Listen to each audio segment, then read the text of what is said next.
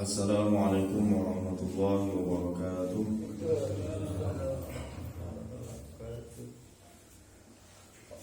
Alhamdulillah, alhamdulillahilladzi ahyana ba'dama amatana wa ilaihi nusyur.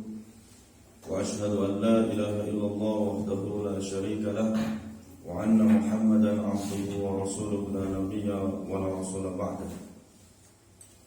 Allahumma salli wa sallim ala nabiyyina Muhammadin wa ala alihi wa sahbihi wa sallim ajma'in, amma ba'd. Mari kita buka kajian pada pagi hari ini dengan bersama membaca basmalah. Bismillahirrahmanirrahim. Alhamdulillah, puji syukur kehadirat Allah Subhanahu wa taala atas limpahan rahmat dan karunia yang masih diberikan oleh Allah Subhanahu wa taala kepada kita, sehingga sampai saat ini kita masih bisa melaksanakan perintah Allah, menjalankan kewajiban kita sebagai hamba Allah dengan penuh riang gembira. Karena hari ini adalah hari Jumat, sekaligus badhe nampa Ramadan. Insyaallah nanti malam kita akan mengawali untuk pelaksanaan sholat tarawih, dan besok kita akan mengawali berpuasa di bulan suci Ramadan. Mudah-mudahan amalan kita dicatat oleh Allah Subhanahu wa taala sebagai amal soleh yang pahalanya bisa kita jadikan bekal untuk kehidupan di dunia sampai akhirat. Amin ya rabbal alamin. Salawat serta salam marilah kita haturkan pada junjungan kita Nabi besar Muhammad sallallahu alaihi wasallam, kepada keluarganya, para sahabatnya, serta para pengikutnya sampai akhir zaman. Hadirin jamaah rahimakumullah,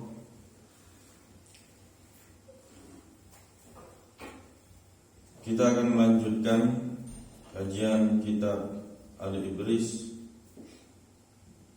yang mana terakhir kali kita telah sampai pada ayat Al-Baqarah 157,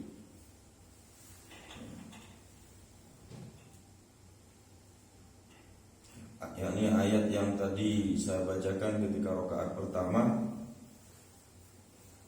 kaitannya dengan seruan Allah Subhanahu wa taala pada ayat-ayat sebelumnya, mulai dari ayat 153 sampai dengan ayat 157.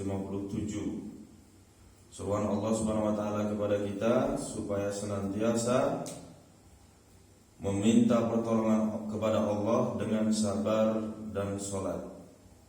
Dan Allah membersamai orang-orang yang sabar. Kemudian ayat berikutnya Allah mengatakan bahwasanya orang-orang yang terbunuh dalam sabilillah, berjuang membela Allah Subhanahu wa taala, mereka hidup di sisi Allah. Tapi kita tidak merasakan, kata Allah Subhanahu wa taala. Kita yang hidup saat ini tidak bisa merasakan bahwasanya mereka hidup. Hidupnya itu di sisi Allah. Yang ini kita yakini, dan keyakinan kita terhadap mereka para syuhada itu tidak sampai kemudian berlebihan, sehingga keyakinan mereka hidup berarti mereka bisa memberi pertolongan kepada kita. Tidak, alamnya sudah berbeda.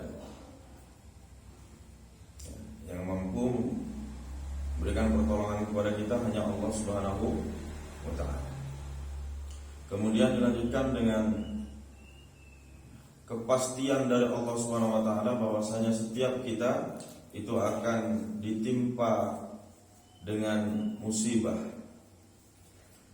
ditimpa dengan ujian, baik itu dengan rasa takut, khauf, rasa lapar, al-ju', wa naqsin minal amwal, sedikitnya harta, wal anfus, dan jiwa, bisa sakit, bisa apa, ditinggal meninggal orang yang kita kasihi, was samarat, dan buah-buahan, gagal panen dan seterusnya. Tapi berikan kabar gembira kepada orang yang sabar, kata Allah. yakni orang yang apabila asabathum musibah, menimpa kepada mereka musibah, qalu inna lillahi wa inna ilaihi raji'un.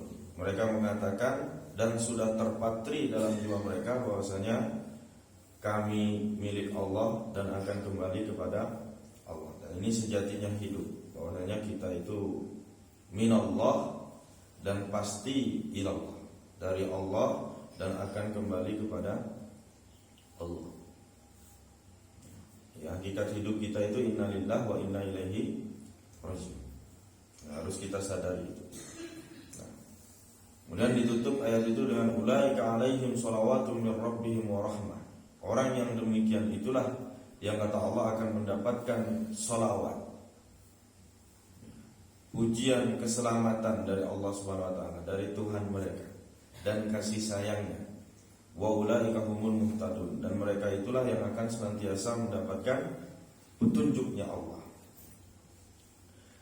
Sekarang kita akan lanjutkan ke ayat 158. Inna sofa, temen setuhune sofa, wal marwata lan marwah, min sya'airillah, iku setengah saking piro-piro tandane agamane Allah. Faman hajjal baita, sing sapa wonge haji yaman ing Baitullah, awi tamara utawa umrah yaman, fala junaha mongko ora ana dosa iku maujud alaihi ing atase man ayyat tawafa ing yen tawaf yaman bihima kelawan karone Safa lan Marwah. Wa man tatawwa lan sing sapa wonge gawe kesunahan yaman khairan ing kebagusan, fa innallaha mongko sak temene Gusti Allah syakirun iku ngalem alimun tur pirsa.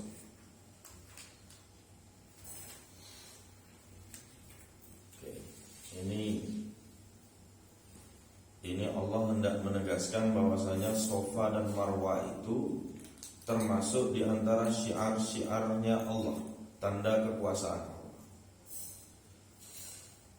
Ayat ini turun di latar belakangi pada waktu itu para sahabat Nabi ketika awal-awal perintah haji dan umrah. Mereka semua janggal. Kenapa di antara ritual haji itu ada tawaf? Di sini bahasanya dipakai tawaf nih, atau sa'i. Sa'i yakni di bukit Safa dan Marwah. Sedangkan itu juga dilakukan oleh kaum musyrikin, dan di samping itu di tengah-tengah antara Safa dan Marwah itu terdapat berhala yang besar. Ada Lata di sana. Ada berhala, di antara berhala yang diagungkan oleh orang-orang musyrikin. Ya, masa kita kaum muslimin juga janggal, masa kita diperintah ibadah di tempat ini? Paham? Maka ayat ini turun. Sesungguhnya Safa dan Marwah itu termasuk dari syiar-syiar tanda kebesaran Allah, kata Allah. Maka barang siapa haji atau umrah, maka tidak dosa, fala junaha, tidak mengapa, kata Allah, alaihi ayyat tawafa bihima, engkau tawaf di antara keduanya.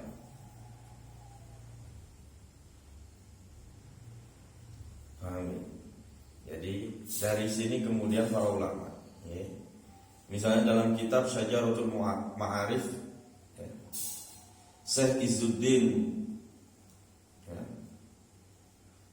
Izzuddin bin Abdul Samad itu mengatakan,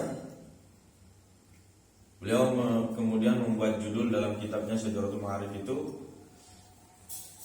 La tarkul amal li ajril batin. Ini salah satu kaidah dalam usul fikih. Tidak boleh meninggalkan amal atau kebaikan karena adanya kebatilan. Paham? Jadi kebatilan di situ atau sesuatu yang buruk, sesuatu yang jelek yang berada di tempat itu tidak boleh kemudian menghentikan kita untuk tetap berbuat baik atau beribadah kepada Allah Subhanahu wa taala. Misal, Contoh sederhana, misalnya di Masjid Risalatul Mustaqim ini, ya ada orang yang kita benci misalnya. Ada orang yang kita benci karena memang orang itu buruk atau jelek. Maka tidak boleh, wah aku gak mau sholat di buruk bareng wong iku. Tidak boleh. Adanya kebatilan atau adanya keburukan itu tidak menghentikan kita dari beramal. Atau masjid misalnya, pengelola masjid, di antara yang mengelola, muamirnya itu ada orang yang kita benci, ada orang yang kita tidak sukai sifatnya misalnya. Jelek, aku mau sumbang masjid nang iku, nyumbang nang masjid kono karena ono wong iki misalnya. Ini enggak boleh. Paham? Atau misalnya jenengan diundang hajatan, kawinan, atau undangan misalnya walimatul urus, pesta kawinan. Nah di situ ada orang yang membuat pesta kawinan itu ngundang dangdutan, katokan cekak dan segala macam. Mau aku teko, ono dangdutan. Ini tetap tidak boleh menghentikan kita untuk tetap datang misalnya. Persoalan di situ ada dangdutan, itu persoalan yang lain. Yang jelas amal soleh kaitannya dengan hakul muslim ala muslim lebih-lebih ya. Hakul muslim ala muslim diantaranya idza da'aka fa'ajibhu. Kalau kamu diundang maka harus mendatangi undangan.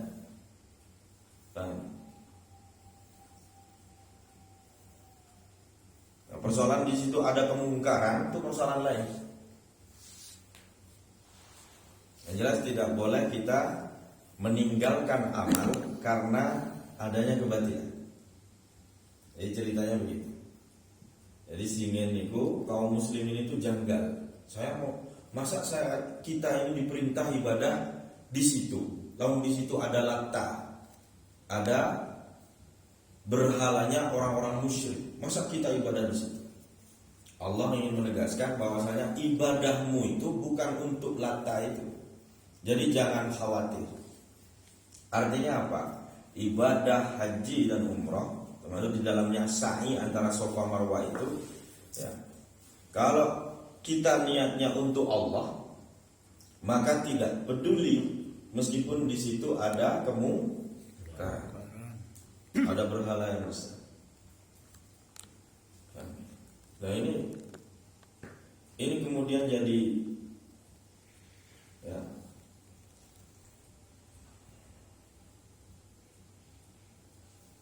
dalam ilmu tafsir juga al-ibrah bi umumil lafzi la bi khususis sabab. Jadi ada kaidah seperti itu. Ini kemudian berlaku kepada sesuatu yang umum, tidak pada yang khusus. Paham ya? Ini cara ulama memahami Quran. Ini kasusnya kasus Safa Marwah, tapi ini bisa ditarik dalam persoalan kehidupan kita. Bahwasanya kemudian muncul kaidah la tarkul amal li ajli batil. Tidak boleh meninggalkan amal karena adanya kebatilan. Contoh lagi misalnya kita yang termasuk di dalamnya yang kadang saklek ya. Misalnya kita terlanjur diundang sama tetangga kita untuk kegiatan tahlilan misalnya. Paham? Maka pripun? Misalnya paham kita berbeda dengan kita meyakini tahlilan itu ya bermasalah. Kita tidak katakan bid'ah misalnya, tetapi bermasalah. Berdasarkan konstitusi syariat itu bermasalah karena memang tidak ada perintah dasar dan sebagainya. Bagaimana kita menyikapinya? Maka berdasarkan kaidah ini tetap kita hadir, kita datang dalam rangka apa? Menghormati undangan, karena itu hakul muslim ala muslim, hak muslim terhadap muslim yang lain. Tapi maka apa? Kita sampaikan, ya. bahwasanya kita datang itu ya hari ini saja. Untuk selanjutnya tidak datang misalnya, sampaikan. Datang dulu, sampaikan. Ini saya kira islahnya di situ. Ya. Daripada kemudian kita tidak pedulikan undangan itu, gawe gelone atine tiang.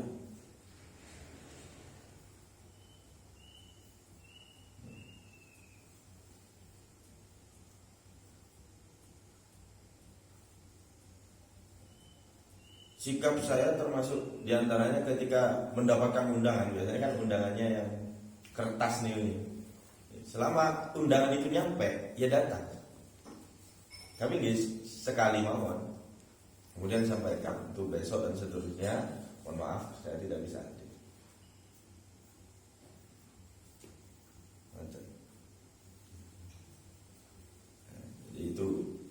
Itu islahnya.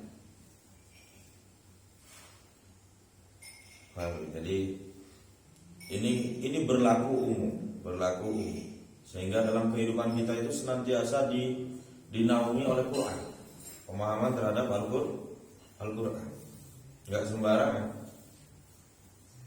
Contoh lagi misalnya di masyarakat kita, kita tahu ada salah satu di antara muslimin itu meninggal karena oplosan misalnya, gara-gara oplosan itu meninggal. Jelas KTP-nya Islamnya. Terus mau merawat jenazahnya. Kalau semua kaum muslimin kemudian berpikiran seperti itu, siapa kemudian yang merawat jenazahnya? Iso-iso sak konco-koncone mau didusi be khomer, be jiu. Kenapa? Karena kaum muslimin tidak mau dekat-dekat, tidak mau beramal kepada dia. Padahal itu adalah fardu kifayah. Tetap syariat Allah, ketentuan tata cara perawatan jenazah secara Islam itu tetap harus dilakukan. Meskipun misalnya hukum sosial itu berlaku, misal panjenengan itu kiai yang paling berpengaruh di tempatnya, ulama atau orang masyhur, tokoh, ya, menghindar dari itu mah tidak apa-apa. Panjenengan tiang biasa-biasa mawon tetap lakukan itu. Sebagai apa? Bentuk kepedulian kita kepada masyarakat. Ya, tidak ikut sertanya tokoh di situ, ya, itu sebagai punishment. Bahwasanya perbuatan seperti itu perbuatan mungkar. Paham? Di zaman Nabi SAW juga demikian. Ketika orang itu mati bunuh diri, Nabi tidak mau menyolatkan. Ini sebagai bentuk punishment bahwasanya perbuatan bunuh diri itu dilarang dalam agama Islam. Terus apakah kemudian mayat ini tidak disolatkan? Tetap disolatkan oleh para sahabat. Pelaksanaan fardu kifayah itu tetap dilakukan. Amin.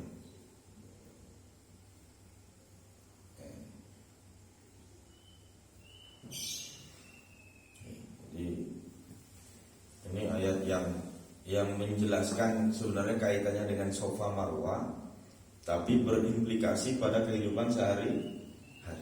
Ini penting. Jadi betapa luar biasanya ulama terdahulu itu menjelaskan berkenaan dengan ayat ini.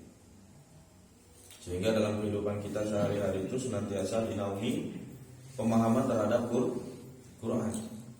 Enggak sembarangan.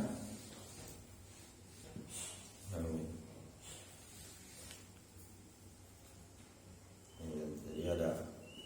Dan kita generasi sekarang ini penak saja untuk memahami Quran itu, ya, cukup dengan mempelajari kaidah-kaidah yang sudah ada, gitu. Kaidah-kaidah usul fikih itu, jangan akhirnya bisa kemudian memahami Quran, gitu ya, secara jalan pintas kayak gitu. Para ulama kemudian dari ayat ini memunculkan kaidah misalnya la tarkul amal li ajlil batil, tidak boleh berhenti atau meninggalkan amal hanya karena adanya kebatilan. Kalau bukan ulama yang membaca ini, mungkin pemahamannya haji itu ya, ada ibadah namanya sa'i, yaitu lari-lari kecil antara Safa dan Marwah. Safa dan Marwah itu termasuk syiar-syiarnya Allah, tanda kekuasaan Allah. Tidak sesederhana itu. Ada konteks di balik itu. Ada konteks. Nah, ini pentingnya kita memahami Al-Quran itu tidak hanya secara tekstual, tapi juga konteks. Apa latar belakangnya ayat ini turun? Jadi seperti itu. Sehingga dalam kondisi yang sama, dalam keadaan yang berbeda, maka status hukumnya sama.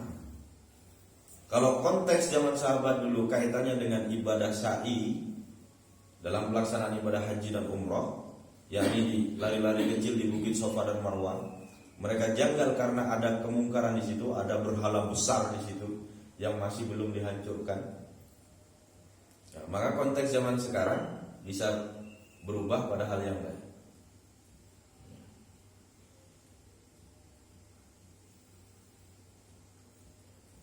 Ini tadi misalnya undangan manten ono dangdutane, terus gara-gara ono dangdutane mau teko. Ini terlalu berlebihan dan ini karena nggak paham. Tetap dan kalau ditimbang itu lebih penting kita apa? Mendahulukan hakul muslim alal muslim daripada. Persoalan di situ ada orang joget-joget, itu persoalan lain. Ya, tergantung kita bisa ghaddul basar apa tidak, bisa menjaga pandangan kita.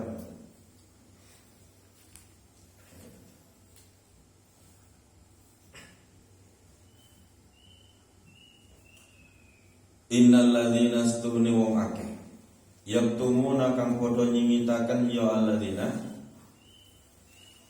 ma anzalna ing barang anzalna kang nurunaken sapa ingsun minal bayyinati bayani pira-pira pertondo wal huda lan pitutur mimba dima saking sakuse bayyanahu oleh martelaaken sapa ingsun linnasi marang manungsa fil kitab ing dalam kitab ulaika utawi mengkono-mengkono alladzina yaktumuna yal'anuhumullahu iku bakal ngelaknati ya ulaika sapa Allah wa yal'anuhum lan ngelaknati ing ulaika allahinun sapa wong kang padha ngelaknati kabeh illal ladzina tabu kejaba wong akeh kang padha taubat ya alladzina wa aslahu lan padha ambagusaken ya alladzina tabu wa bayyanu lan padha nerangaken ya alladzina faulaika mongko utawi mungkun-mungkun alladzina tabu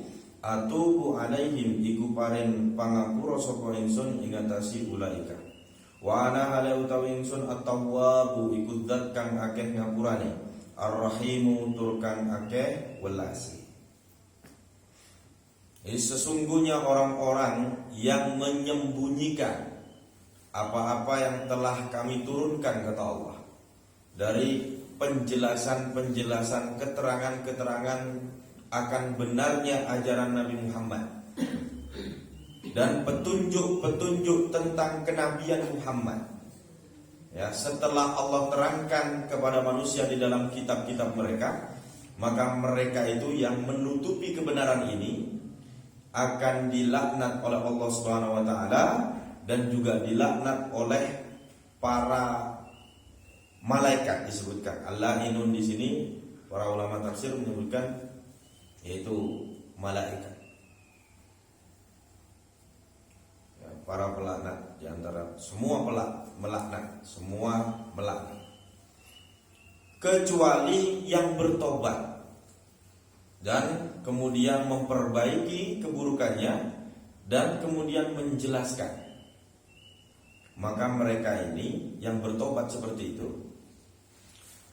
akan diterima tobatnya oleh Allah Subhanahu wa taala karena Allah Maha Tawwab, zat yang senantiasa menerima taubat dan Maha Rahim, yang Maha Pengasih.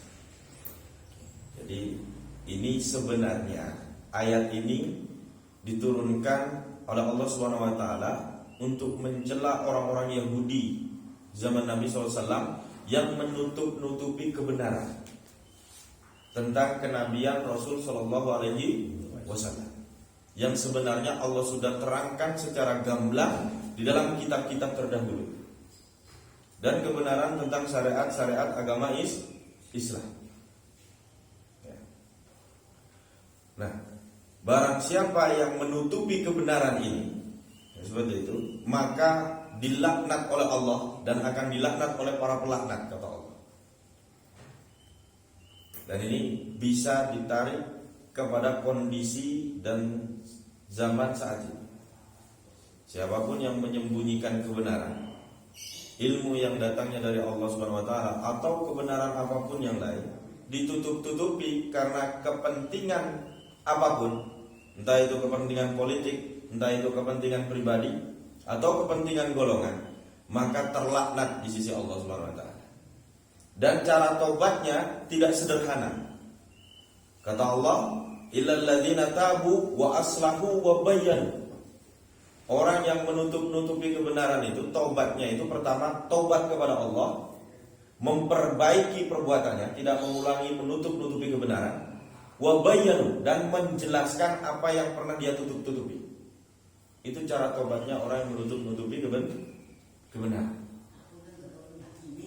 Baru kemudian kalau orang sudah taubat seperti itu, faulaika atubu alaihim wa ana tawwabur rahim, maka bagi mereka taubat mereka itu diterima oleh Allah Subhanahu wa taala. Kalau enggak demikian, misalnya ngaku bersalah tapi tidak menjelaskan kebenarannya, ini tetap tidak diterima oleh Allah Subhanahu wa taala. Ini pentingnya betul-betul senantiasa menjaga kebenaran. Tidak boleh menutup-nutupi kebenaran.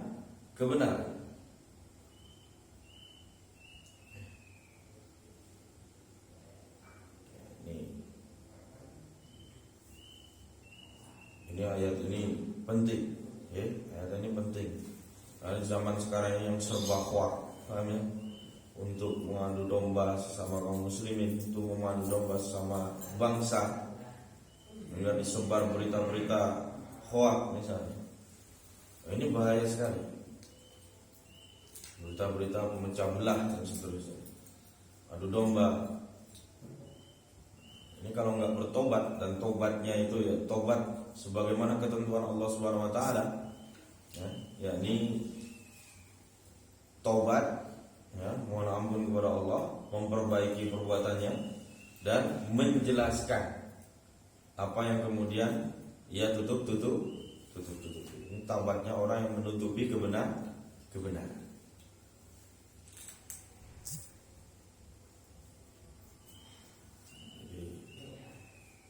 Innal ladzina kafaru wa matu wa hum kuffarun ulaika alaihim laknatullah wal malaikati wan nasi ajmain. Nah, ini kemudian menjadi penjelas dari ayat sebelumnya. La'inun di situ siapa?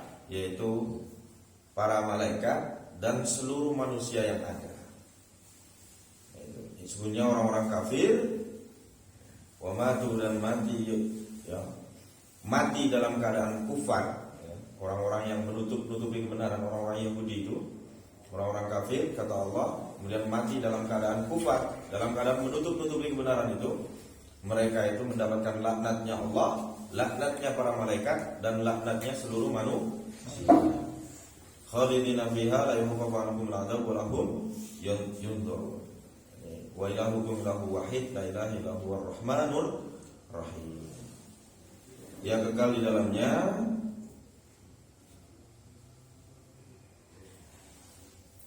tidak dientengkan atau tidak dimudahkan bagi mereka azabnya, itu ya, dan tidak pula mereka itu dilihat oleh Allah.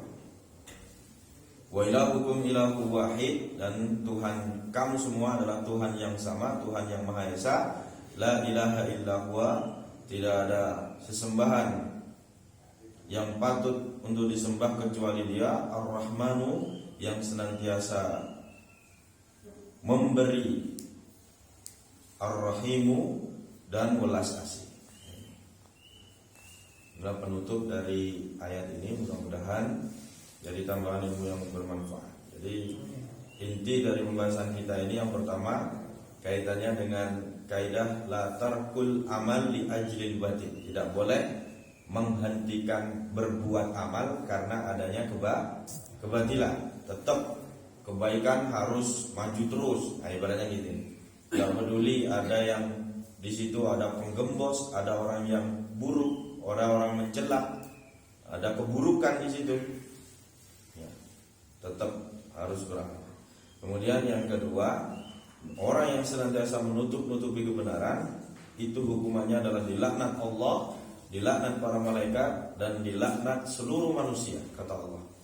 Cara taubatnya adalah dia bertobat kepada Allah Subhanahu wa taala dan memperbaiki perbuatannya, tidak mengulangi menutup-nutupi kebenaran lagi. Kemudian wabayyanu, dia menjelaskan apa yang pernah dia tutupi. Itu cara tobatnya orang alladzina yaktumuna, ya, yaktumun, kitman, orang yang berlaku kitman, yaitu menutupi kebenaran. Mudah-mudahan jadi tambahan ilmu yang bermanfaat. Waktunya sudah mendekati waktu syuruk. Mudah-mudahan jadi tambahan ilmu yang bermanfaat bagi kita semua. Kurang dan lebihnya mohon maaf. Kita akhiri dengan doa penutup majelis. Subhanakallahumma wa bihamdika, asyhadu an la ilaha illa anta, astaghfiruka wa atubu ilaik. Walhamdulillahirabbil alamin. Assalamualaikum warahmatullahi wabarakatuh.